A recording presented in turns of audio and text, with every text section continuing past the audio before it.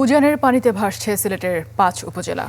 ৪ দিন ধরে দুর্ভোগে নিচু এলাকার মানুষ। ডুবে আছে বসতবাড়ি আর দোকানপাট। অনেক জায়গায় বন্ধ শিক্ষা প্রতিষ্ঠানও।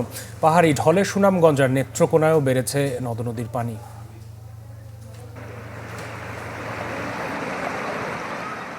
ভারতের মেঘালয়ে টানা বৃষ্টি, যার প্রভাব পড়েছে দেশের উত্তর পূর্বাঞ্চলে। সিলেটের সুরমা ও কুশিয়ারা সহ সব নদীর পানি বিপদসীমা ছাড়িয়েছে। প্লাবিত হয়েছে গোয়াইনঘাট, কোম্পানিগঞ্জ সহ ৫ উপজেলার নিচু এলাকা।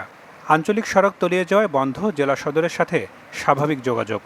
গোয়াইনঘাট থানা সারা কোম্পানিগঞ্জ দরিয়া গোয়াইনঘাট গিয়া তো আকুল ইউনিয়ন নন্দীরগাঁও ইউনিয়ন এখানে বাসাইয়া লইয়া যার গিয়া ও তো রাজধানীর মাঝে উবাই দিয়েছে যেতাম পারি না সালদিকর বাজার। আমরা ১২-১৪ দিন থেকে স্থানীয় বাড়ি বর্ষণ এবং উজান থেকে নেমে আসা পাহাড়ি ডোলের কারণে সিলেটের গোয়াইনঘাট উপজেলার সিংহভাগ অঞ্চল এখন পর্যন্ত প্লাবিত রয়েছে। খারাপ হচ্ছে, মানে এই যে রাস্তাটা খুব বেশি পানি, তো নৌকায় যাতায়াত করতে হচ্ছে। ৪ দিন ধরে ডুবে আছে বসতবাড়ি, রান্নাবান্নার ব্যবস্থা নেই খুব একটা। অনেক জায়গায় স্কুল কলেজেও হয়নি ক্লাস।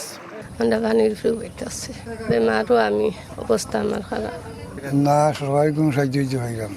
আমি তো প্রায় সপ্তাহ ১০ দিন ধরে হয়ে গেছে, গরু ছাগল কোন ব্যবহার করতে পারলাম না। টানা বৃষ্টিতে সিলেট নগরীতেও দেখা দিয়েছে জলাবদ্ধতা। মদিনা মার্কেট সহ কয়েকটি এলাকায় ব্যবসা প্রতিষ্ঠানেও ঢুকেছে পানি। ১০৯ মেট্রিক টন চাল ইতিমধ্যে দুর্গত এলাকায় আমরা প্রদান করেছি এবং সেগুলা উপজেলা নির্বাহী অফিসারগণ স্থানীয় জনপ্রতিনিধিদের সাথে নিয়ে সেগুলো বিতরণ করছে এবং সাধারণ মানুষের পাশে সেগুলো নিয়ে দাঁড়িয়েছে। কয়েকদিনের পাহাড়ি ঢলে বেড়েছে সুনামগঞ্জের নদ নদীর পানিও। প্লাবিত হয়েছে নিচু এলাকা। রোদ না থাকায় নষ্ট হচ্ছে ধান।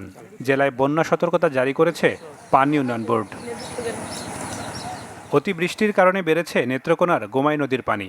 বাঁধ ভেঙে তলিয়েছে ফসলি জমি। পানি ঢুকছে কয়েকটি গ্রামের হাওরেও। নাদিম হোসেন, চ্যানেল 24। সব সময় সব দিকের সব খবর পেতে সাবস্ক্রাইব করুন এবং বেল আইকনটি প্রেস করে আপডেট থাকুন।